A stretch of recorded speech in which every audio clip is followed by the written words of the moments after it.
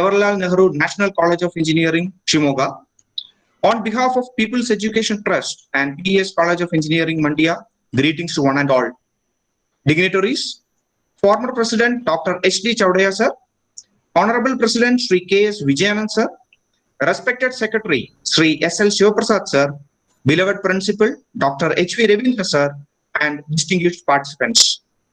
It gives immense pleasure to welcome all of you to this seminar on current status and future perspectives of bioenergy, sponsored by TechUp3 and Karnataka State Bioenergy Development Board, Bangalore. This webinar focuses on the current status of different bioenergy conversion techniques and the scope of research in these conversion techniques. A total of 185 participants consisting of faculty members, research scholars, and students registered for the webinar from different parts of the country, including Karnataka, Tamil Nadu, Kerala, Andhra Pradesh, and a few from North India. Before we begin this program, I would like to express my heartfelt gratitude to all of you who sincerely committed to this event to make it a success. Dear participants, once again, a warm welcome to everyone participating in this program. Have a good day and a wonderful session.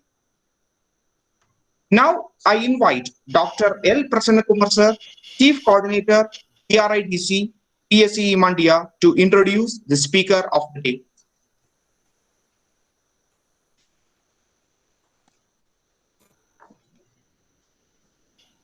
Good morning to Onada. Good morning, Shripati. Dr. Shripati. Good morning. Very good morning. It is indeed, I am Dr. Prasanna Kumar, working as a project coordinator with BRIDC PSE Mandya. It is indeed our privilege to get Dr. Shripati as today's resource person. Dr. Shripati LK hails from a small village from Shimoga, from Karnataka state. So he did BE Mechanical Engineering at SIT Tumkur and completed MTech and PhD at IIT Bombay in Thermal and Fluid Engineering. He worked for Jawaharlal Nehru College of Engineering, Shimoga as a professor and vice principal till February 2020. His area of interest include biofuel conversion, green architecture, solar energy, water management, science education, etc. He had carried out several research projects funded by CSR, MNRE, AICTE, KSBDB, KSCST, etc. and installed biomass gasifier and biodiesel plant in JNC College, Shumaka.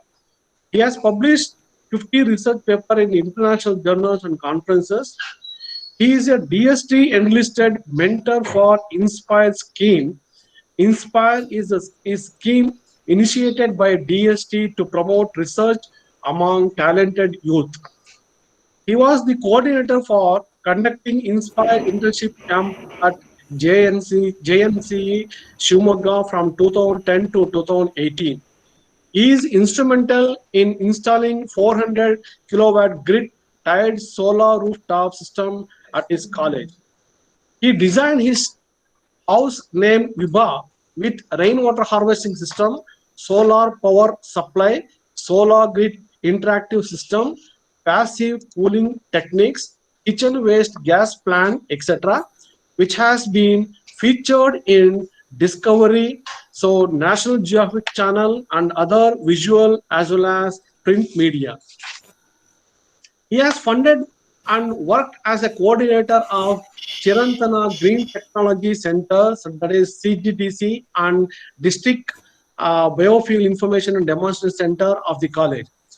The center are actively involved in research and promotion of renewable energy devices, biofuels, rainwater harvesting, sustainable and eco-friendly lifestyle among school, college students and general public. The CGTC has the credit of developing roof water filter, phytoremediation system for sewage water purification, waste plastic to oil unit, biodiesel byproduct like soap, hand wash, floor cleaner, etc. He is the chairman of local area committee of Pollution Control Board, Government of Karnataka, and member of district level Special Environmental Surveillance Task Force. He was the president of district unit of Karnataka Rajya Vignana Parishad, which is spreading the movement of scientific culture and temperament in the state. He has written several articles on house and rainwater harvesting, roof water harvesting, solar water heater, solar photovoltaic cell, renewable energy sources, sustainable energy technologies for Malnad region, and a play on water harvesting in Kannada language. He had he has been awarded Surya Mitra by Selco Solar Light Company, Bangalore. He has been honored with Lifetime Achievement Award by his institution in the year 2017. Also, he has been honored by Shumaga District Administration for his work in the area of green building. So, with this, we invite Dr. Sripati LK to give his lecture on this for today's webinar. So, I welcome Dr. Sripati to carry out this particular lecture on this particular webinar. Thank you. Thank you, Ananda. Thank you. A very good morning to all of you, especially Dr. Prasanna Kumar for inviting me to give this lecture. Hope I am audible, Prasanna? Okay, sir. Okay. Okay.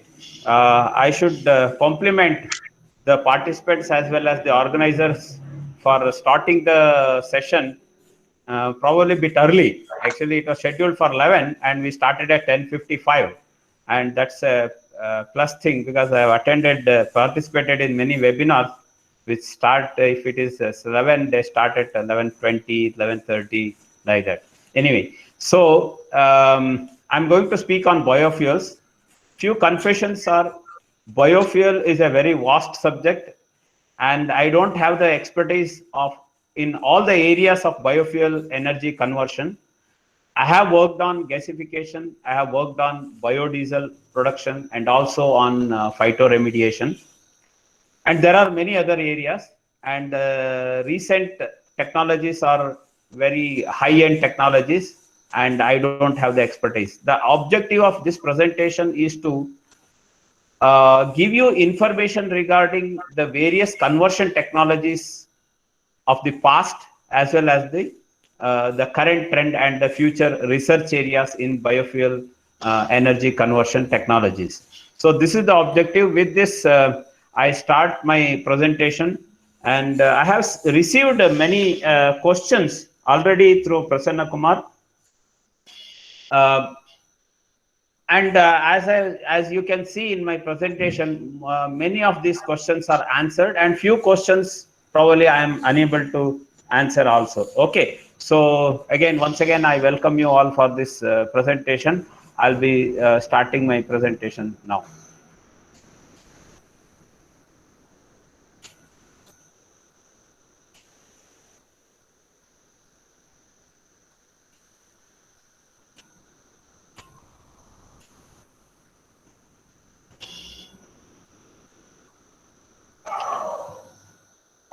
Okay, Prasanna, someone should be like Okay, it's a view, sir. Your PPT, PPT is yeah. viewing, sir. Okay. And also, let me, of course, I have kept my, the screen when I put the, on PPT mode, I'm unable to see the timings also. You please let me know when I'm in the half, when I start my, biodiesel technology, I want to show a small video. Then, and also let me know when I should conclude, like 10 minutes or 5 minutes early, so that I can wind up Sure, without, sir. Sure, sir. Okay. So this is your responsibility because I don't have any access to time right now. Okay. Sure, sir. Sure. Please carry on. Okay. We'll take care of that. So very good morning to one and all once again. So I'll be talking about these topics in my presentation. One is a brief energy scenario, like what is the global level energy scenario, the fossil fuel requirement, fossil fuel consumption, as well as renewable energy, status of renewable energy, both global as well as Indian scenario. And there are many renewables available as energy sources. But why I'm focusing on bioenergy? What is the special advantage of bioenergy when compared to both fossil fuels as well as other green energy sources. I will be touching upon this topic a little bit. Then bioenergy conversion routes. This is the main thing in my presentation. There are many routes available for bioenergy conversion. Each routes end up with a specific product which is suitable for certain applications. So I'll be discussing all these types of conversion methodologies or conversion routes, and this is the focus of my presentation. Then I'll be giving little bit details about all these conversion routes, what is the current status, and what are the R&D going on in this various conversion technologies. And also, of course, with what are the limitations of few conversion technologies. Then what is the research area, especially in biodiesel, since we are working on biodiesel for many years in our laboratory. So what are the research opportunities available in biofuel or biodiesel production area? Then what is the final, as an outcome, what is the final strategy that should be adopted for sustainable growth of India? This is the gist of my presentation. Now let's see, if you see this table, energy scenario global, as we have seen, the oil, it's the unit is exajoules, and in bracket and parenthesis I have given the gigatons also. Oil, the per year energy consumption is 193 exajoules, or which is equivalent to 4.61 gigatons. And the out of the total, all the primary energy sources, the share of oil is around 33.1%, which is the highest among all the primary energy sources. And gas means natural gas, 141.2 exajoules, which converts to 3.95 million cubic meter, or million cubic meter, which is 24.2, the next highest or the third highest share among all the primary energy sources. And coal, 157.9, which is 27%. Renewables, particularly excluding hydroelectric, it is 29 exajoules, around 5%. Hydro, 6.4%. Nuclear, globally it is 4.3%, but when they come to India, it's hardly 1.6 to 1.8%. And totally, we are consuming per year 583.9 exajoules. Exaj means 10 raised to 18. Peta means 10 raised to 15, and trillion means 10 raised to 12.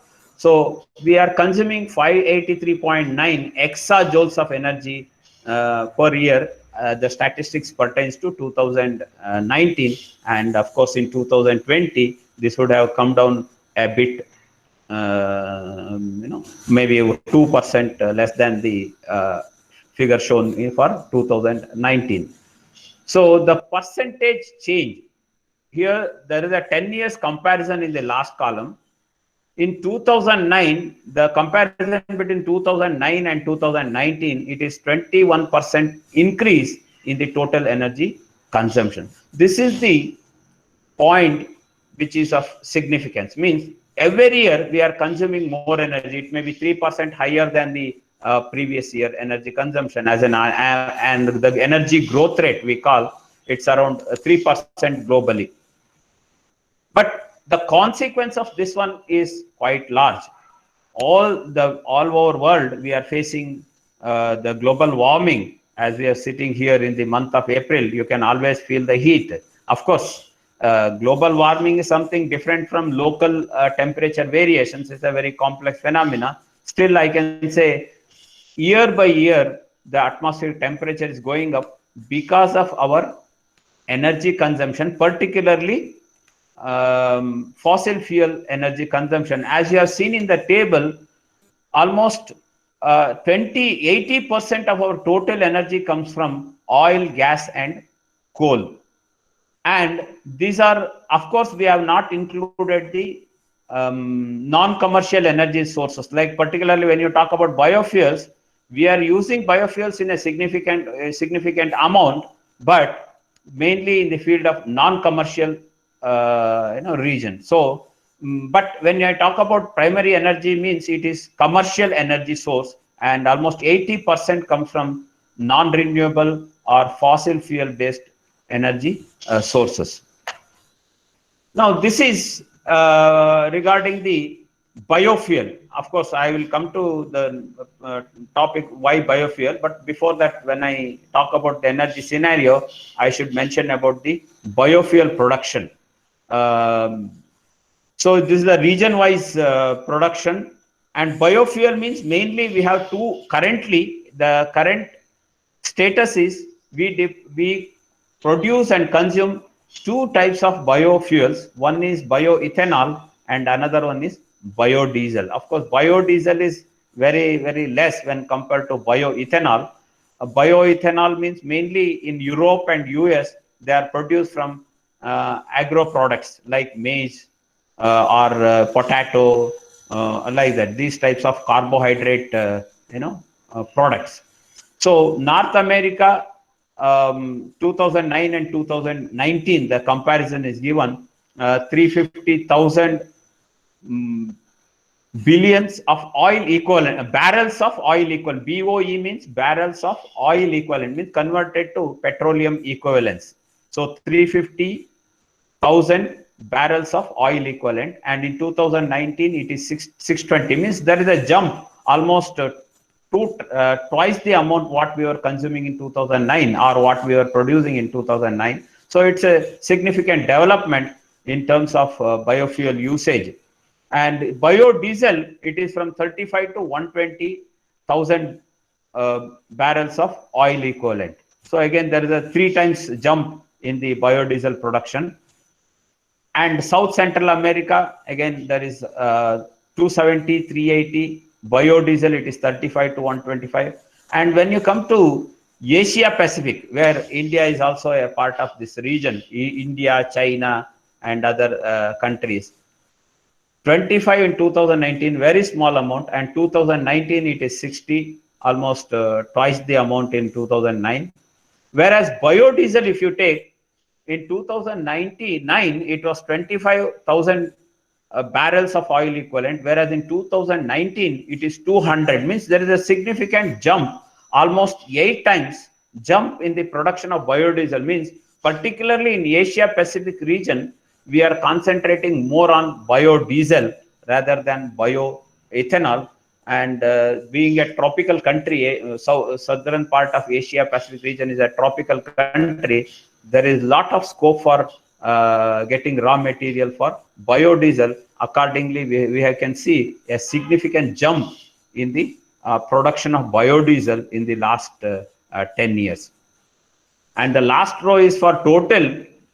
And if you compare this, say, if in 2019 it is 130,000 barrels of oil equivalent for bioethanol, whereas 795 barrels of oil equivalent for biodiesel, whereas petroleum consumption in 2019 is 92,600 barrels of oil. Of course, this is oil only, but if you compare these two, let's say 1,130 plus 70, let's say 2,000 and 92,600, there is hardly any comparison between bioenergy, what we are currently consuming, and the petroleum. Basically include both petrol, diesel, as well as other products of petroleum. Put together, it is 92,600. So you can see there is no comparison between the biofuel energy what we are consuming today and the petroleum products what we are consuming in the year 2019. But does that seem to be very pessimistic? Like, no, there is lot of scope for biodiesel, but unfortunately we are not cashing that or converting that into actual products. There are various technologies you can see in my coming slides. But when we say fossil fuel consumption, we should always talk about carbon dioxide emission. The single largest or the biggest problem the whole planet is facing is the global warming. All other associate problems like tropical forest degradation, biodiversity, decrease in the biodiversity, or food security, or water crisis, or drought, or flood. All these are related, are the associated problems of global warming. So global warming aggravates many problems, basically food and water. So the reason for global warming is the emission of carbon dioxide into atmosphere. And emission of course, there is methane part also, but methane, effect of methane emission is insignificant when compared to effect of carbon dioxide emission. We pump out around 34 gigatons of carbon dioxide every year into atmosphere. So when we talk about fossil fuel energy, we should always talk about carbon dioxide emission. So here the graph gives the global picture of carbon dioxide emission, again region wise.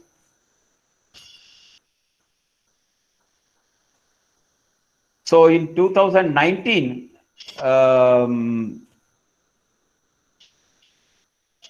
the global emission of it is in million tons. North America 5,976 and Europe around 4,000, and earlier USSR 2,000. Asia Pacific 17,270. Even though Asia Pacific contains underdeveloped and developing countries by and large, still the total carbon dioxide emission from Asia Pacific region, of course Japan is also included in Asia Pacific, and there are many few developed but small countries in Asia Pacific region, but the total emission from Asia Pacific region is much higher when compared to even US, 17,270 million tons of carbon dioxide per year. So we need to be concerned about the amount of carbon dioxide we are pumping in and pumping out to atmosphere, and the reason behind this is consumption of fossil fuels. So there many people talk about, when we say biofuel, they say, can we replace this with fossil? Can the quantity available is sufficient to replace the fossil fuels? Even if it is not so, let's say, it may not be true, but let's say, per se, if it is not true, do we have any alternative? That is the question. Can we afford to pump out so much of carbon dioxide into atmosphere just because there is no alternative for fossil fuel? If there is no alternative, we have to cut down the energy consumption. There is no other go, or there is no other solution at all when you consider the large scale problems associated with burning fossil fuel. So there is one more column, row, that is India also. India, it is in 2009, 1,596 million tons, whereas in 2019, it is 2,480 million tons. Currently, we are in the fourth place in terms of total carbon dioxide emission per year. And the percentage for Asia Pacific is 30.4. Now, why I showed carbon dioxide emission is, you should always keep this in mind in the background when you discuss about the renewables. We are not finding out a 100% alternative for fossil fuels, but we are finding out an alternative with which we can comfortably live in this planet for many centuries. Otherwise, we are going to, there will be disastrous consequences in burning fossil fuel to maintain our comfort conditions what we are enjoying. So that one should think, keep that in background while discussing whether it's biofuels or any other renewables. Now this slide gives you energy scenario in brief for India. Our population is around 17% of the world population, but 0.8% of the world known oil and natural gas resource. Means we don't have sufficient fossil fuel available in our country, whether it is crude petroleum or CNG or natural gas. And the production in 2019 is 14.3% of our total oil requirement of 266 million tons. Means currently we are consuming around 262 million tons. Out of that, 50 to 55% is for gasoline or petrol and diesel, and the rest is for other products that we get from crude petroleum. Out of this, we get hardly in our country 14.3%, means very, very small amount is indigenously produced, whereas rest all means around 85% is imported. So as we have seen in the last 3-4 months, the petrol and diesel prices are high, going up because of international market prices are going up after first phase of COVID. So our indigenous product is hardly contributing towards 14.3% of our total consumption. Now, if we talk about electricity, currently we have 3,57,000 megawatt, and as on May 2019, and 60%, 57% of the electricity generation is from coal. This is also a matter of concern for us.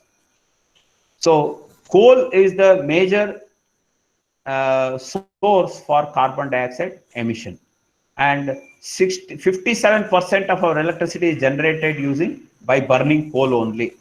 So we need to replace coal with other alternatives. Is it possible?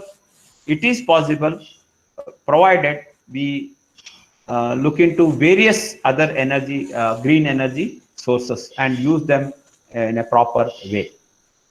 Now, the loss of power in transmission and distribution in our country is around 30%, whereas international standard is around 7 to 11%, whereas in India it's around 30%. Even if we bring this losses to say 14%, we would be saving almost half, almost significant amount of the installed capacity becomes redundant, and we can stop burning coal to that extent.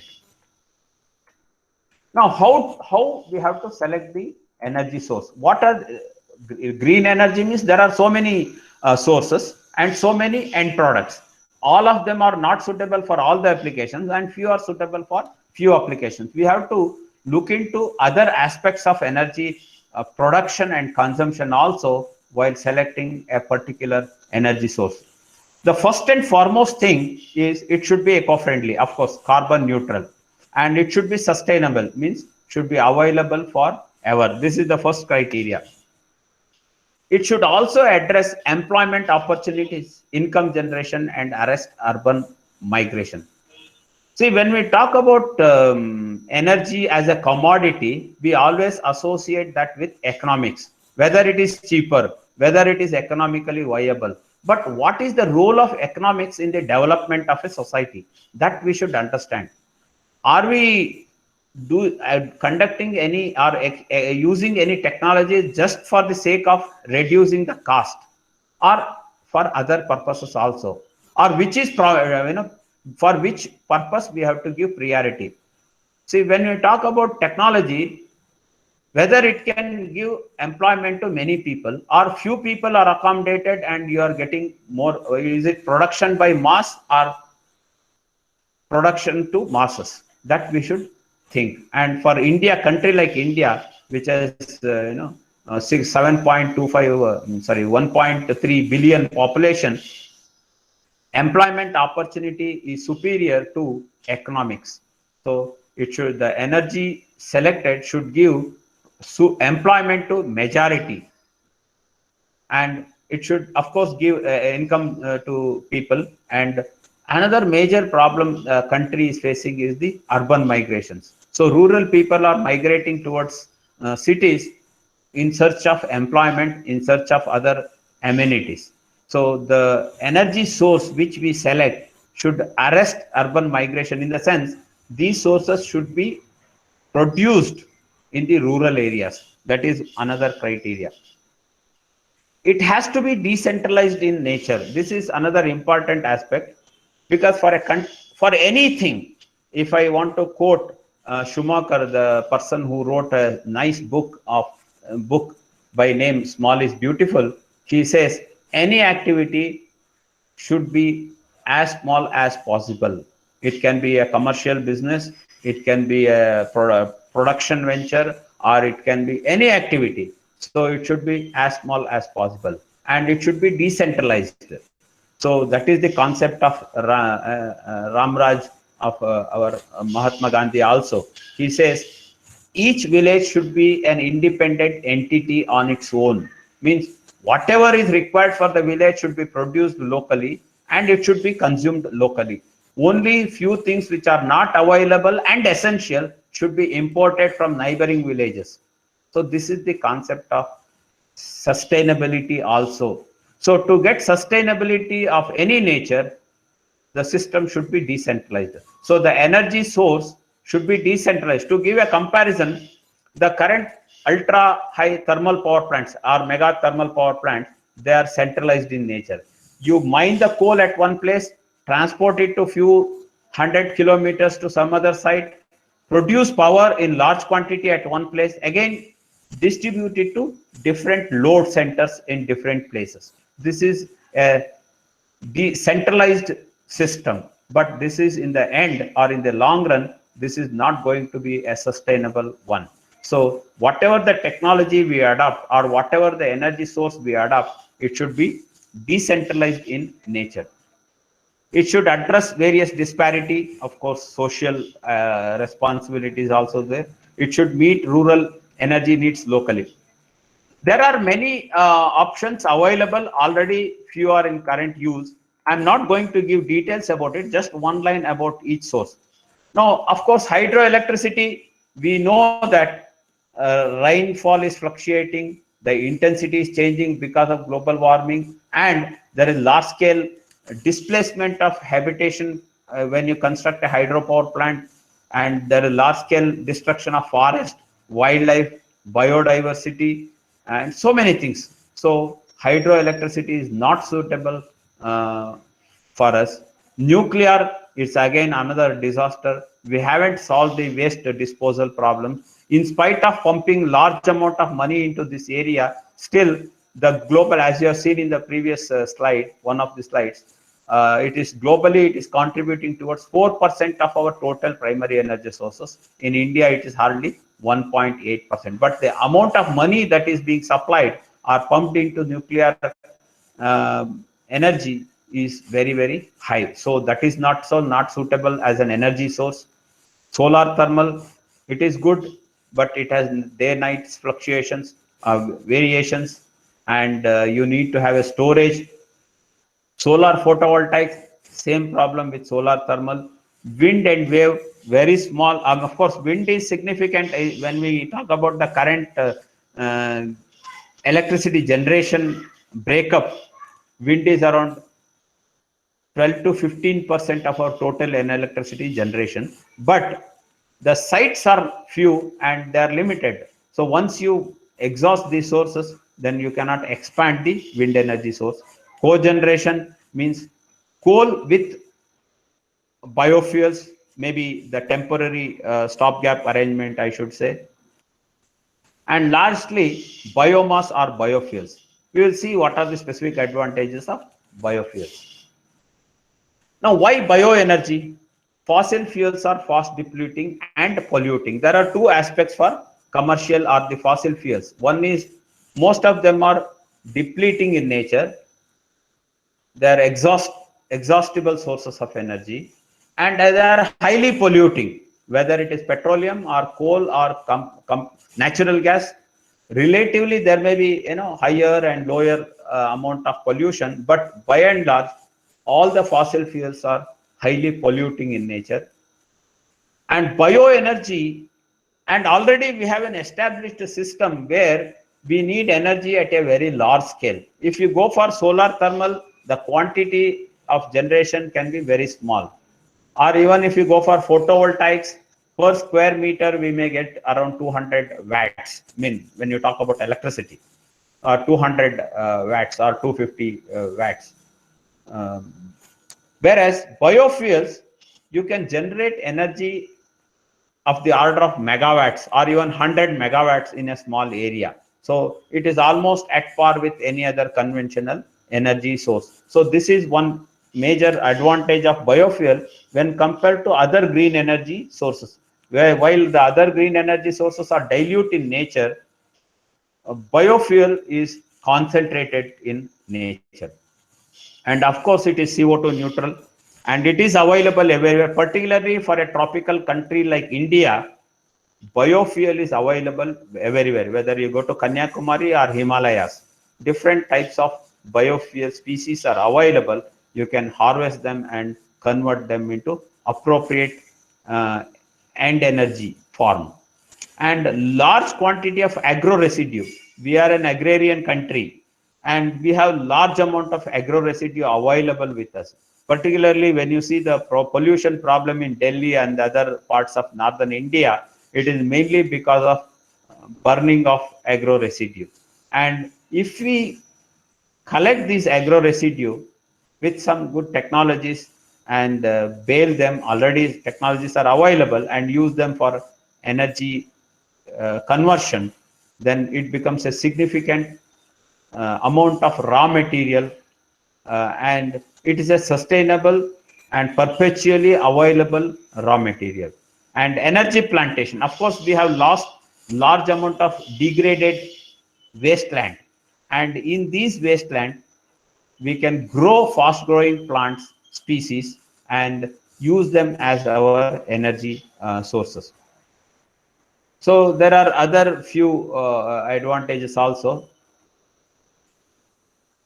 um, Boost agricultural sector, since this raw material is directly associated with rural economy and also associated with farmers, it will boost the agricultural sector.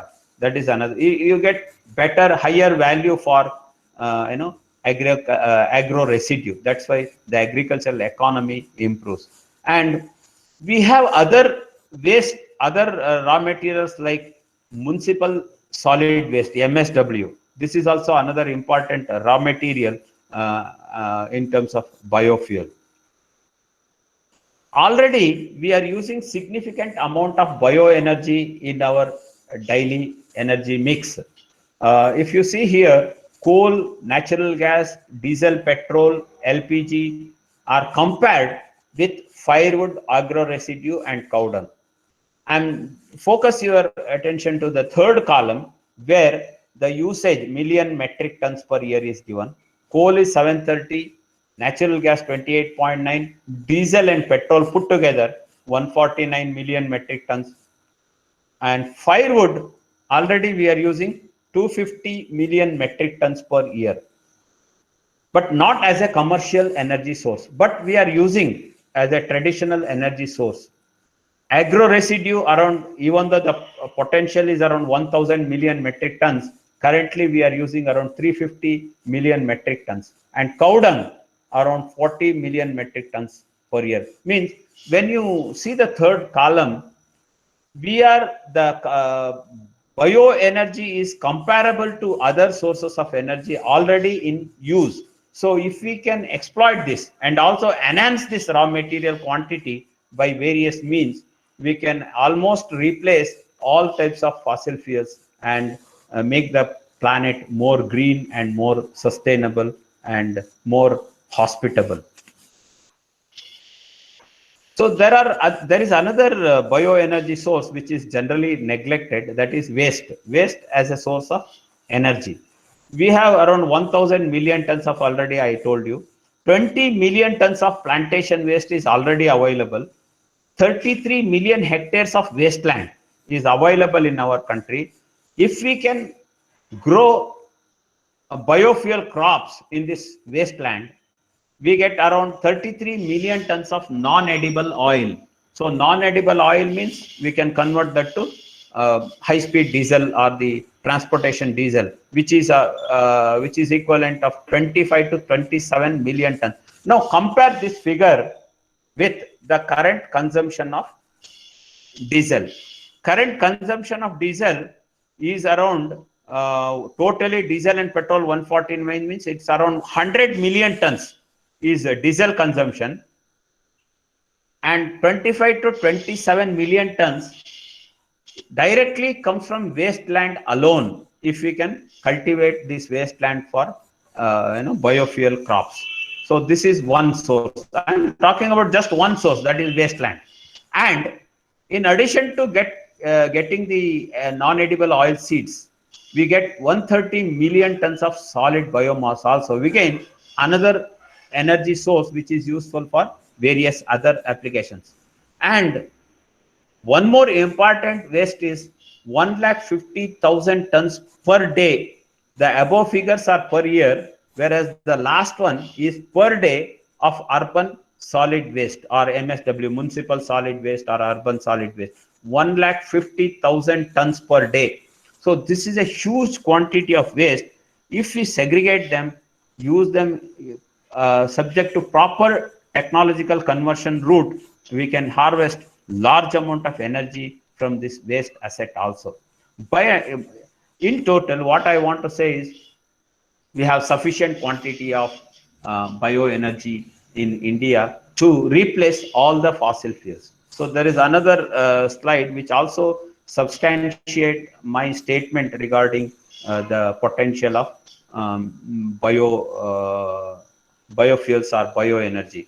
So here you can see it is categorized into 4 types: solid biofuels, gaseous biofuels like biogas, bioethanol, and SVO. SVO means straight vegetable oil, and biodiesel. So the second column is regarding the type of raw material. The third one is important, the annual potential.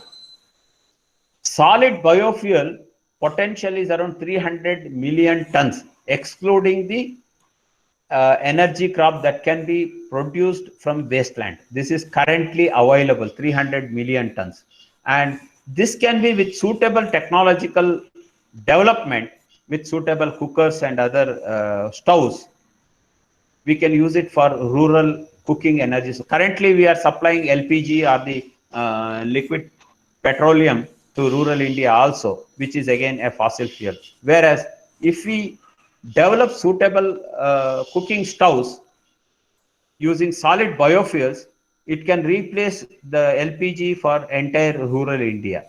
Cheap cooking fuel for rural India. Similarly, biogas, again another cooking fuel for both rural and urban India, because if we extract biogas and compress them, put it to cylinder, and we can transport it to urban areas also, or even if we use municipal sewage waste, we can generate biogas in urban area also and use it as a cooking fuel in urban area also.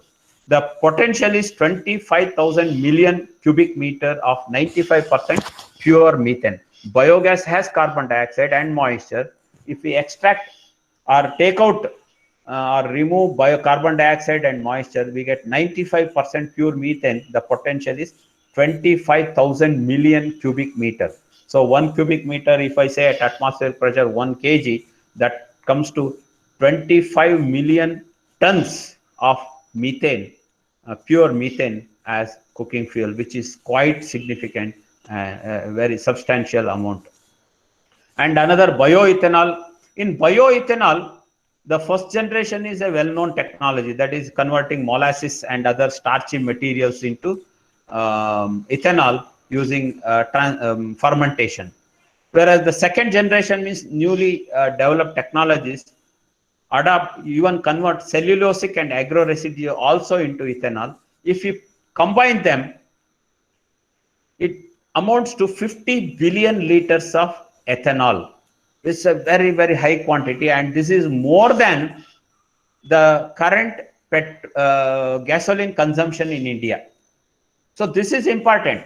People say, how much quantity is available? Can we replace petrol? Yes, it is possible. Considering the first generation conversion technology, second generation conversion technology, bioethanol potential in India is sufficient to replace the entire gasoline or the petrol requirement in India.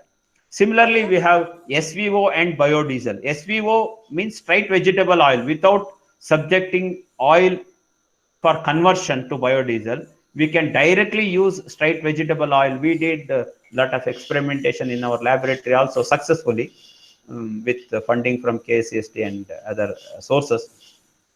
So with little bit of heating and adding petrol and other, to reduce the viscosity, we can directly use vegetable oil in engines. And the advantage of this one is rural India need not go to a petrol bunk or a diesel bunk to run their device, their run their tractors, power tillers, or gen sets.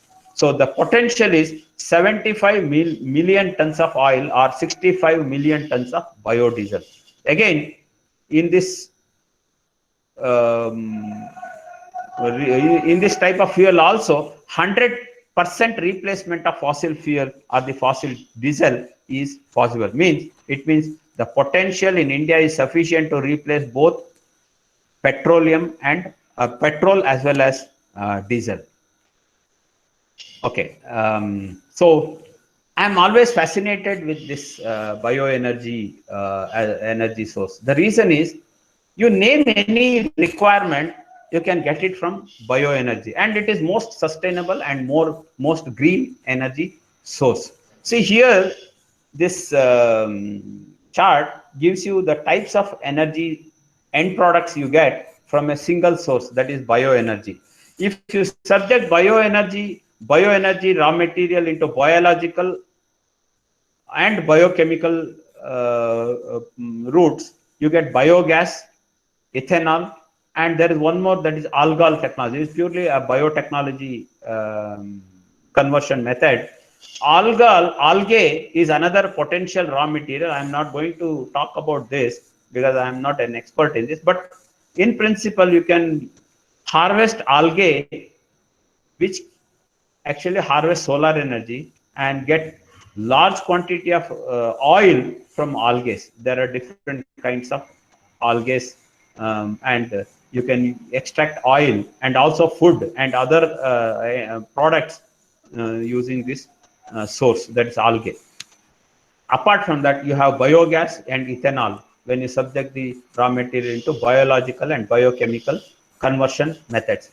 Now, if you subject bioenergy source into thermochemical conversion, you have broadly three types. One is direct combustion, as this is a age-old technology like three-stone chula, burning the fuel, but with appropriate or sufficient quantity of air in a properly designed stoves. And you can gasify the raw material to get producer gas, which behaves like any other gaseous fuel. And also, you can producer gas can be condensed to get pyrolysis oil, which is again a source of liquid fuel, plus many series of chemicals required for our industry. Means you get raw material for industry also from bio material. Then third type of conversion method is oil extraction or a chemical process. Again, esterification, biodiesel or transesterification, another chemical conversion method.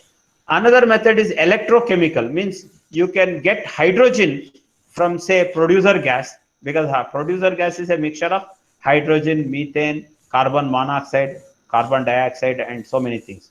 So you can separate out hydrogen, take air, oxygen from the atmosphere, and pass it through a fuel cell.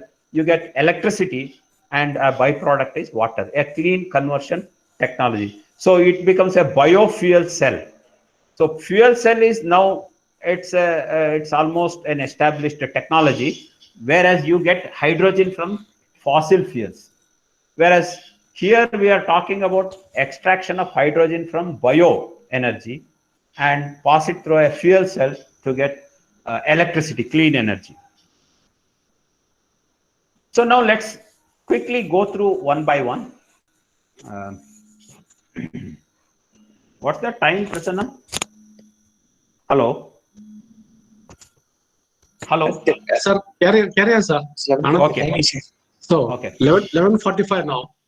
Okay. You can carry on. I will intimate, sir. I will intimate. Okay. Biological conversion. I'm not going to discuss all this because it becomes a lengthy lecture, and I know it would be boring for you. You can always talk to me or email, or write to me or email if you want any extra information. I just touch upon various technologies here.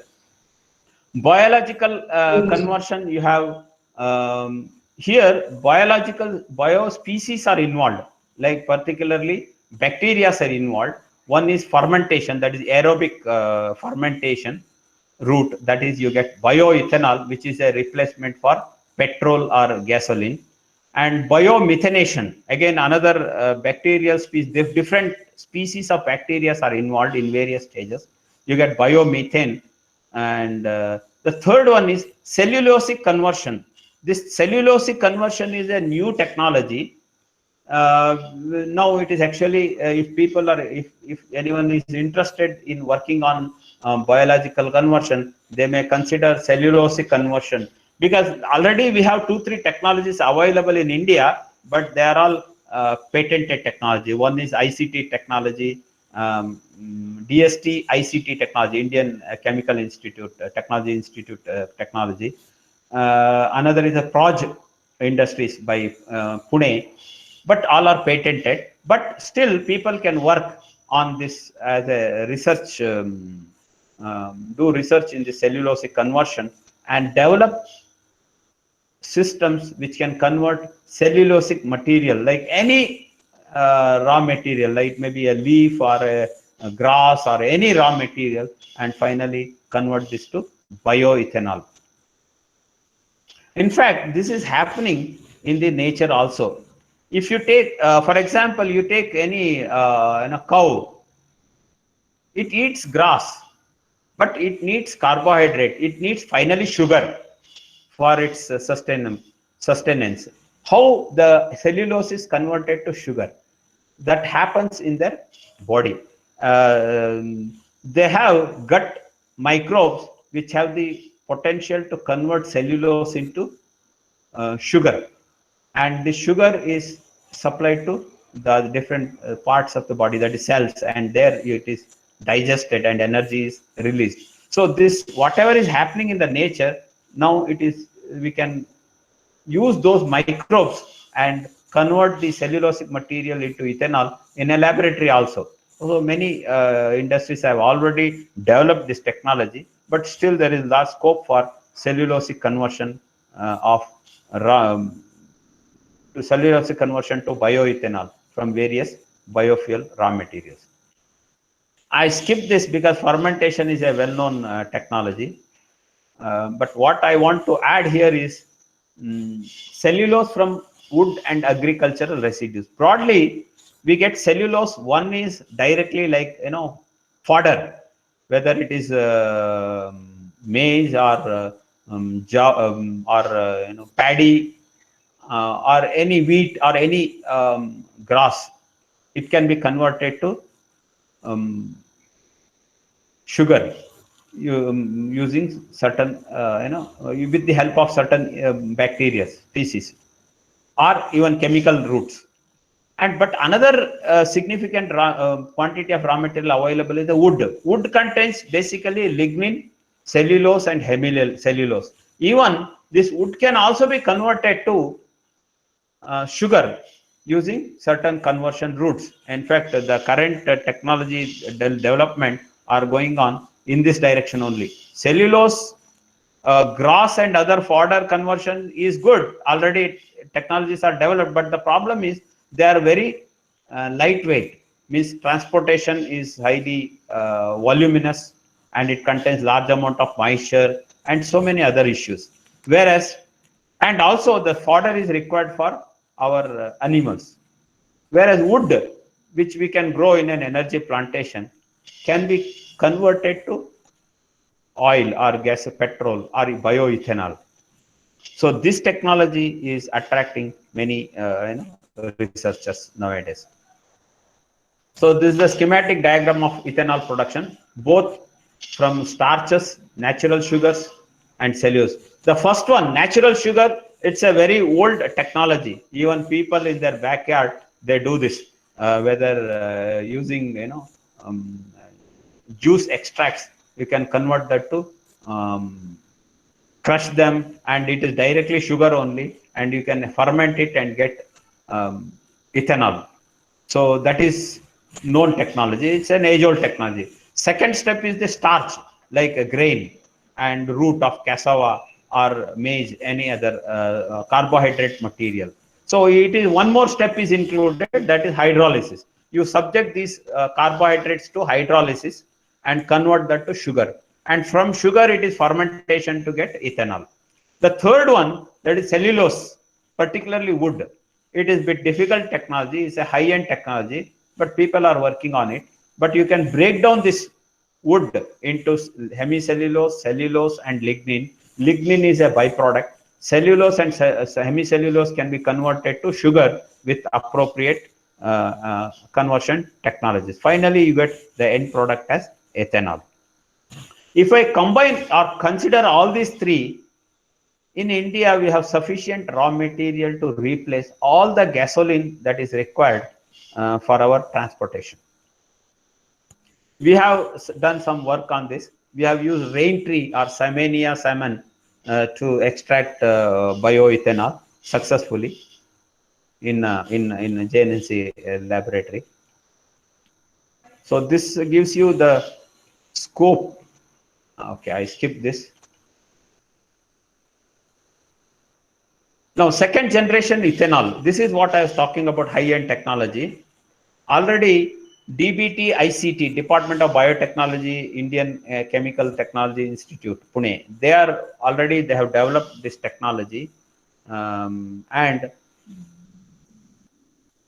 the importance or the significant feature of this one is that the quantity of bioethanol they have produced from the raw material, even including municipal solid waste, is quite significant. It's not a small laboratory scale technology. Already big plants have been installed, one in Kashipur near Noida, and at many places already installed, and these technologies are working successfully. So the basic methodology is like this. Biomass size reduction subjected to pre-treatment like acid treatment and etc. Saccharification, then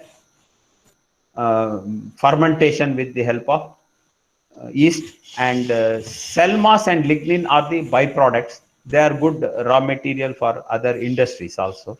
And remove the moisture or the water content in the mix of fermentation product, and you get a clean alcohol. So another technology is the fractionation technology. So here also lignin is separated, cellulose and hemicellulose are separated, and the rest is same. The end product is sugar. Once you get sugar, it can be subjected to fermentation, and the end product will be bioethanol.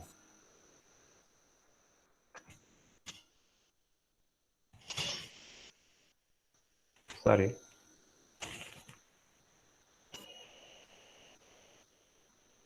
So this is about the DBT ICT new technology, that it has various stages like pre-treatment, ammonia treatment, and then distillation, and enzymatic hydrolysis, then fermentation. High cell density fermentation means it is highly compact in nature. It is 8 hours, 4 to 8 hours conversion, whereas in a conventional fermentation process it requires 2 to 3 days, whereas the technology what has been developed by DBT ICT enzyme hydrolysis, this enzyme is separately extracted and used in the process of fermentation, which is known as high cell density fermentation. It's a very short duration technology, 8 hours, 4 hours to 8 hours, the fermentation gets over, and you get large amount of ethanol in totally 18 hours. Biomass to ethanol, entire process takes place in 18 hours as against 48 to 56 hours in the other globally available technologies. That is the plus point of this indigenous technology. So another one is anaerobic digestion, biomethanation. It's already, again, I skip few slides here because it's known. Broadly, biomethanation has 3 phases: hydrolysis, acidic phase, and in the hydrolysis phase, heavier hydrocarbons like starch, carbohydrate, and proteins are broken down into smaller molecules. And in the acidic phase, these organic acids, they are converted to organic acids with the help of acid former bacteria. Then methane formation. So these acids are converted to methane and carbon dioxide with the help of methanogenic bacteria. This is a known technology, quite old. We are using this for last maybe more than 100 years. In the beginning, it started in Germany and then spread to all entire world. I skip this. This is the old technology. Of course, now what I want to draw your attention to this small device. In fact, this is from our house only. I'm using this for last 15 years, zero maintenance, and the output is liquid fuel. Any household can have this small device and use all their kitchen waste and convert that to biogas and use it there in their kitchen, and the waste is used as a good manure in their garden. And the advantages are many. One is you are converting waste to energy. The second one is municipality has no problem, or it has there is no headache for municipality to transport the waste generated in a house. Okay, so that is a small device, technologically not much to say, but a useful device to use convert raw material into energy. And this is another, somehow it's a neglected technology. I have visited a village near Pune, Devu, where one doctor called Mapuskar developed this technology. This is for converting human waste into gas without any health effects. So that is the plus point here. This is called Malaprabha gas plant. So quantity wise, you imagine we are 1.3 billion population. Each person produce around 100 to 125 grams of waste per day. So per day 125 grams into 130 crore. So much waste is generated, and it is a potential raw material for methane gas production. So but you need a suitable technology, and old technologies are available, but if the researchers come forward, they can make a compact, aesthetically clean or looking good device to convert human waste, and it becomes a major contribution to urban society. So again, in methane generation also, there is a recent technology that is called ICD, rapid aerobic digestion technology. The conventional methane formation technology requires around 30 days for conversion, depending upon the raw material. If the raw material is protein, it may be a bit lower. If the raw material is say carbohydrate, it is still lower. But if the raw material is say cow dung, then it requires 30 to 45 days. Whereas this ICT, rapid aerobic digestion technology, reduces its time requirement to few hours from 30 days. That is the plus point of this technology. It's a new patented technology. What they adopt here is basically rapid conversion, using conversion by waste to methane. Time of conversion, conventional 25 days, rapid aerobic digestion 1 day, and if it is rice straw, it is 20 days in a conventional system, whereas in a rapid AD technology, it is 1 day. Means from 20 days, it is reduced to 1 day. That is the plus point. So the system becomes compact for the same amount of gas produced, and it becomes quite economical, and you can handle large quantity of waste in a small reactor using this ICT, rapid anaerobic digestion technology. Sorry, it is anaerobic digestion technology. I skip this. This is the flow chart.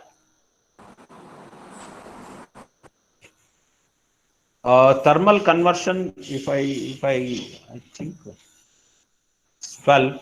So this is another area of my work where we have worked on gasification for quite some time. From 2004 to 2014, we worked on gasification in our laboratory. The basic principle thermal conversion is, in the earlier technologies, you get two things. One is the raw material for agricultural sector, and another one is the energy. Whereas in thermal conversion, you get only energy, no raw material for agriculture. That is the limitation. However, the advantage is the amount of energy that you get through thermal conversion route is much higher. Time required is very less, and the conversion efficiencies are very high in this route. Hence, this is adopted, and it is at par with coal conversion technology. So that is the advantage of this technology. Broadly, you have direct combustion, gasification, and pyrolysis. These are the three thermal conversion routes. How do you distinguish between these three? It is purely based on amount of air supplied, or it is known as equivalence ratio. Equivalence ratio, it is the ratio of actual air fuel ratio to stoichiometric air fuel ratio. So based on that, you can categorize this thermal conversion into three groups: direct combustion, gasification, pyrolysis. No air is supplied, it is pyrolyzed. High amount of air is supplied, that is stoichiometric equivalence ratio more than 1, it is direct combustion. If it is between, say, 0 to 0.4, then it is gasification. So this is the basic principle. I skip this. There are many advanced wood stoves available for direct combustion, but I should say, even now, even today, the good advanced wood stove has a conversion efficiencies around 50%. That's all. So there is a lot of scope in improving the efficiency of typical wood stove, which adopts direct combustion technology. But the advantages are, even in India, rural India, still 40% of the people use wood as their raw material for cooking. So if you give them a better stove, that will reduce the burden in fetching the raw material for them. So that is the advantage of this wood stove, but there is a lot of scope for improvement with appropriate air, depending upon the type of raw material. So the first one is raw logs. The second one is the pellet stove, where you convert wood material into pellets. And the third one is turbo stove, means extra air is supplied in order to improve the heat generation rate, not the efficiency. So pyrolysis, another technology. Again, I should say this is a age-old technology. Like when we learned to make charcoal, that day only we learned to use this pyrolysis. Pyrolysis means heating any material in the absence of oxygen. So the end product of pyrolysis are three broadly. One is solid, that is char. Second one is liquid, pyroligneous oil. It can be a raw material for industrial chemicals, as well as it can be a raw material for liquid fuel like petrol or diesel. And the third one is gaseous fuel, which is again a pure combustible fuel. So all the three are obtained by a single route called pyrolysis. So another one is the gasification. Gasification has the advantage of burning the wood with much higher efficiency. I said direct combustion stoves have an efficiency of around 50%, whereas gasification has an efficiency of around 85 to 90%. Means there is a significant jump in the conversion efficiency if you subject the raw material into gasification. So you get a end product as a gas. The gas producer, it is known as producer gas. It contains basically carbon monoxide, hydrogen, water vapor, and little bit of carbon dioxide also, and tar and other ash particles. I skip this. There are different devices available. Updraft gasifier, particularly for thermal energy extraction. Downdraft gasifier. If you want electricity as the end product, then you prefer a downdraft gasifier, because the producer gas is relatively clean with low tar content and less time for loading, and suitable for IC engines. So IC engines can be coupled to generator to get electricity, but the efficiency is a bit lower when compared to updraft gasifier. In our JNNC, we have a updraft gasifier with an open top updraft gasifier. And we developed a gasifier stove for areca nut husk also in our laboratory. Now, the last one I'm talking about is the chemical conversion, that is biodiesel production. Before going into biodiesel production, just I want to show one 3-minute video.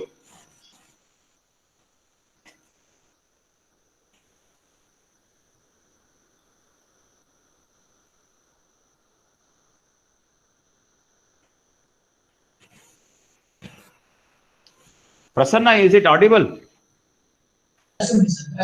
Okay, okay, sir. You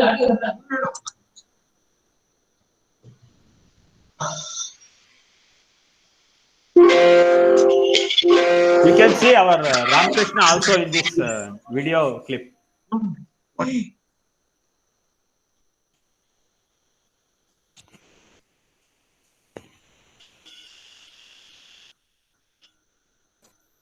Sir, audio ಬರ್ತಾ ಇಲ್ಲ sir.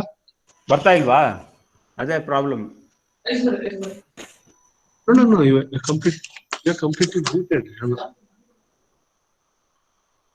Oh, sorry.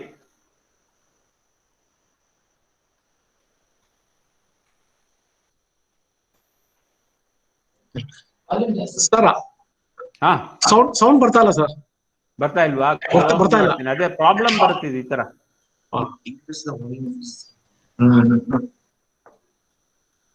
ಒಂದ್ ಕೆಲಸ ಮಾಡ್ತೀನಿ, ಒಂದ್ ನಿಮಿಷ. I will play with other options. VLC player ಅಲ್ಲಿ ಮಾಡಿ sir. VLC ಮಾಡಿದೆ. ಓಪನ್ ವಿತ್ ಮಾಡಿ ಸರ್. ಈಗ ಬರುತ್ತೆ. ವಾಲ್ಯೂಮ್ ಇನ್ಕ್ರೀಸ್ ಮಾಡಿ sir.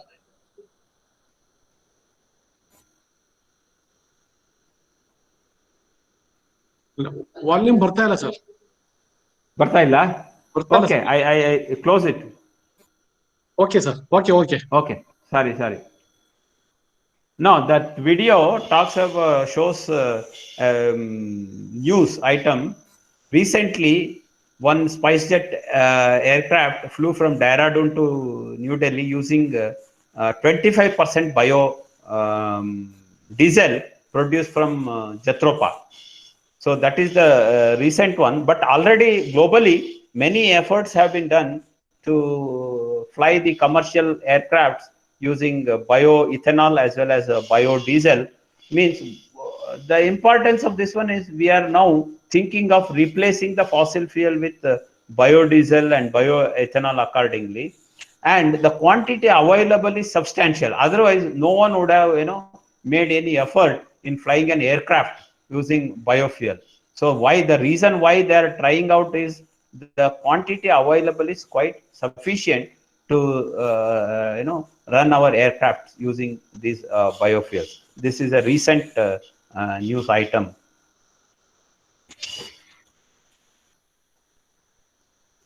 Okay.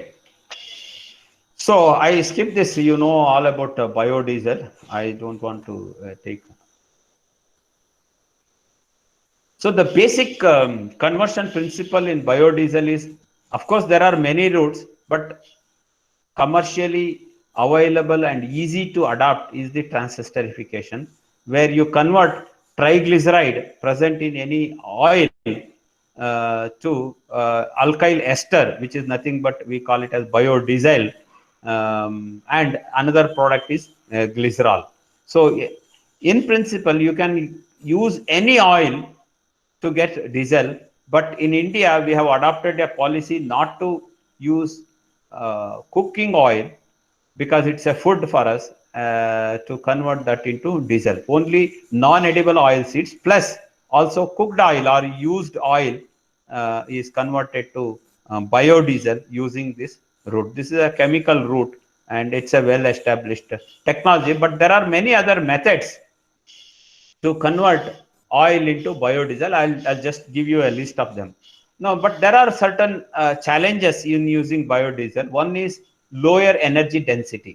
When compared to diesel, fossil diesel, the energy density is less. Means you need to carry more fuel to get the same amount of energy.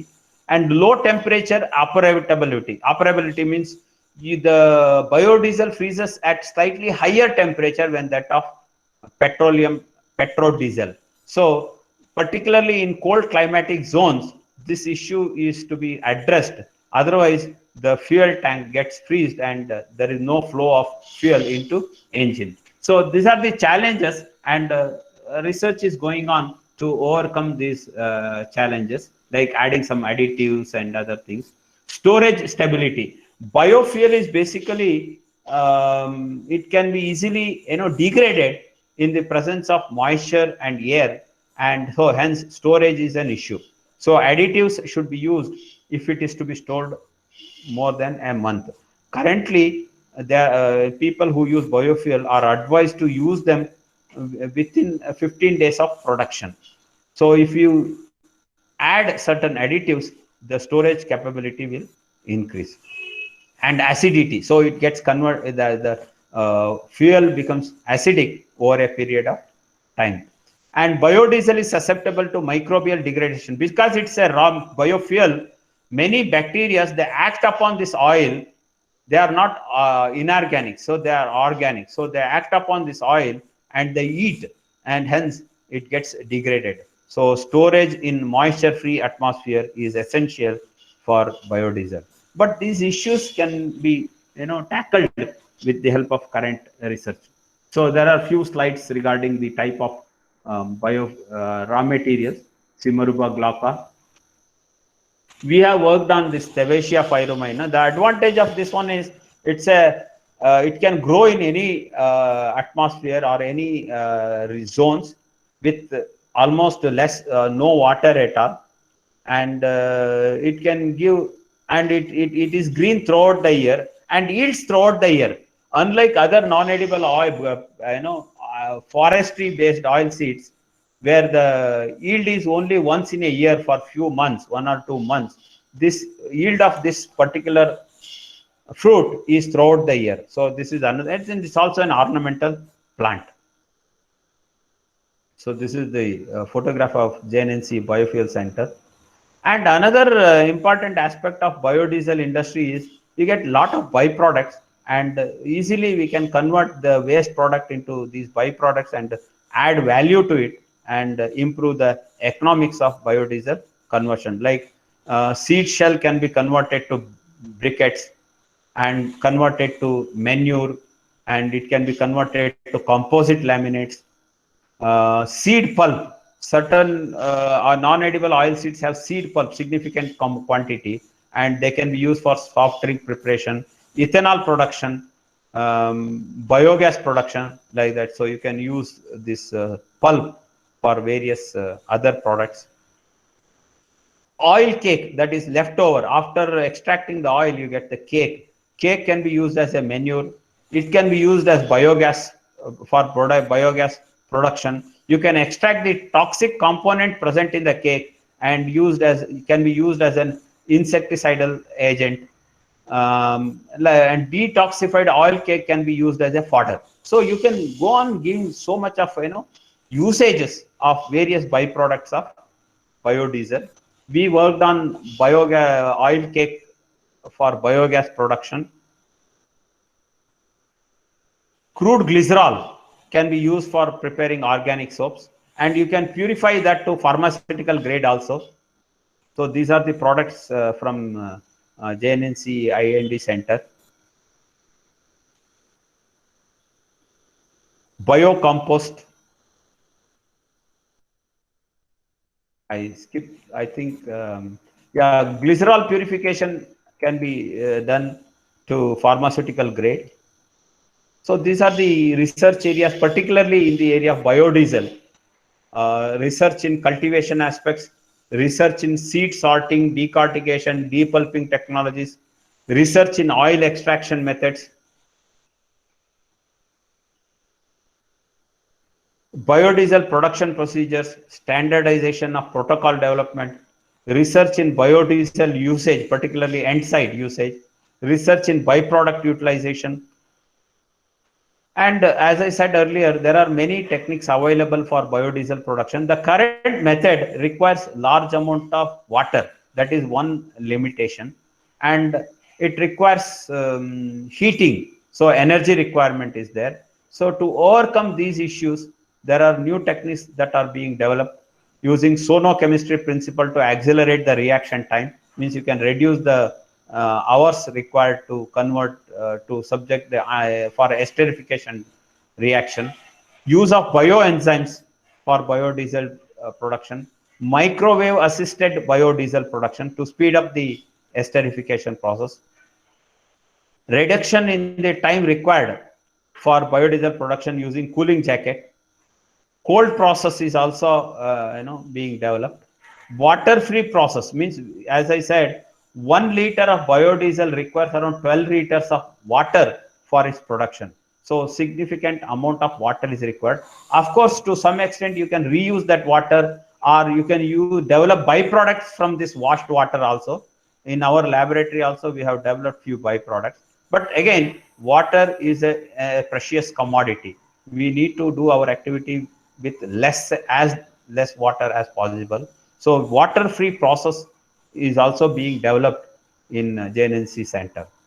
So I think ion exchange technique is there, chromatographic techniques, that is using adsorption gel to separate diesel and glycerol. The last one I want to talk about is the bioref. Probably this is the latest technology wherein you get both energy and food and chemical, not just two, many, and also chemical products for further requirement of industries. So next generation biorefineries based on artificial photosynthesis featuring ultra high energy efficiency and low water consumption could produce a large amount of carbohydrate, that is food, and or other biocommodities from hydrogen to electricity and carbon dioxide. You name anything, you get it from biorefinery, single system. If you want food, you can use appropriate enzymes. If you want energy, you can use another set of enzymes. If you want industrial products, you can use another set of enzymes. But the reactor is same, the input is same. So this is going to come in a big way, that is biorefinery. Already a few companies are working on this, but there is a lot of scope for research in this thing. Okay, I'm coming to the end. Energy strategy for India. No single alternate source can meet our energy needs and aspirations. Make the best of our resources and indigenous efforts. Keep environment first. Environment first means always while developing any technology, you see whether it is whether it is against our environment or for environment. So primary concern is environment. Keep it simple. Involve people and youth. We need to give jobs for people, not to develop a technology wherein you get end products with very few people involved. Agro-hearty forestry. This is the future. Means agroforestry can give you oxygen, can give you water, can give you food, can give you shelter, can give you energy. So the future is not single type of agricultural system. It is agro-hearty forestry combined together. It is forest species, horticultural species, and agricultural species. All three are put together in a same area, and that gives you food, energy, and water. Solid waste, household waste to generate gas. So the last one, traveling through India, I came to the conclusion that there was no salvation for India except through trees. With the aid of trees, and at least 3/4 of the earth could supply human needs, not only food but for clothing, fuel, shelter, and basic needs. This is written by Schumacher. I quoted him earlier also in his book Forest Farming, Prosperity for India. In the forward note, he wrote this. So that's all from my side. Thank you. Thank you very much. Thank you very much, sir. Thank you for the nice Yeah, and I think I informative talk. I went beyond the stipulated time. No problem. No problem, sir. No problem. Thank you for the nice and informative session. And now, participants, can ask your queries, if any.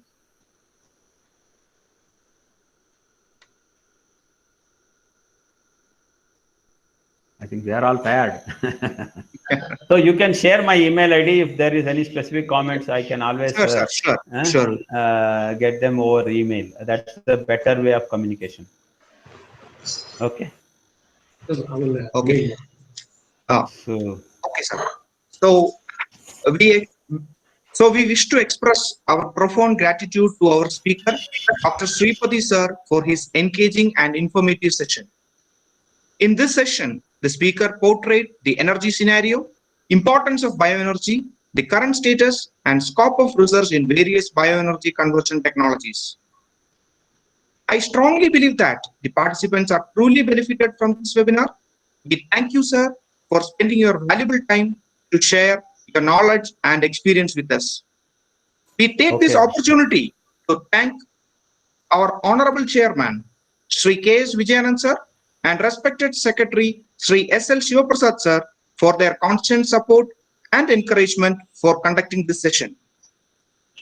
We express our heartfelt gratitude towards our beloved principal, Dr. H.V. Ravindra sir, who inspires and guides us in all the activities pertaining to BRIDC. We would also like to thank Dr. Dinesh Prabhu sir, the Executive Coordinator, for his continuous support for the smooth and successful conduct of this program. We express our gratitude towards the Karnataka State Bioenergy Development Board, Bangalore, for their valuable support extended to all the activities coordinated by BRIDC. I also thank Dr. L. Prasanna Kumar sir, Chief Coordinator, BRIDC, PSE Mandya, who laid the foundation and initiated the webinar. We also thank the system admin, Mr. Sridhar Prasad sir and Mr. Balaji sir, for their technical support for the smooth conduct of the program. We also wish to thank the heads of various departments and colleagues of PSE Mandya for their support and cooperation to conduct the webinar. Last but never least, we thank all our distinguished participants who made the webinar a success. By this, we conclude today's session. Before you go, we'll be sharing the feedback link. Kindly fill the link. It will be shared in the chat box shortly. And the PPT of this section will be shared to the participants through email. thank you, one and all.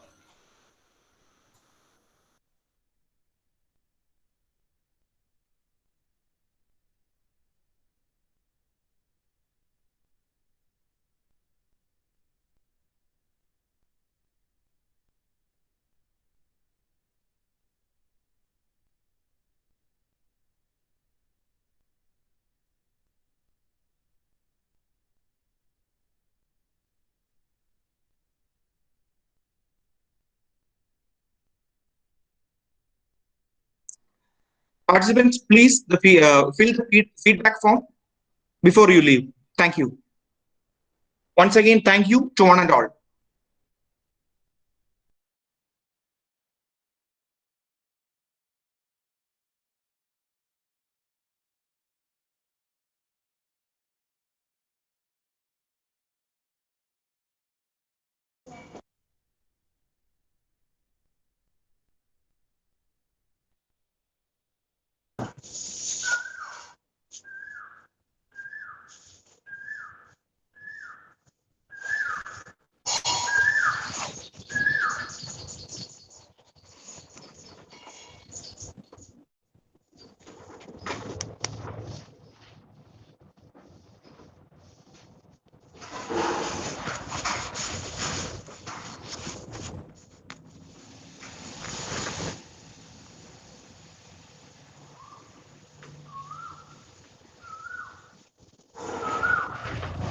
ಮನೆಗೆ ಮಗನ ಮನೆಗೆ ಹೋದ್ರೆ ಒಂದು gift ಕೂಡ ಇದೆ ಕಣ್ರಿ.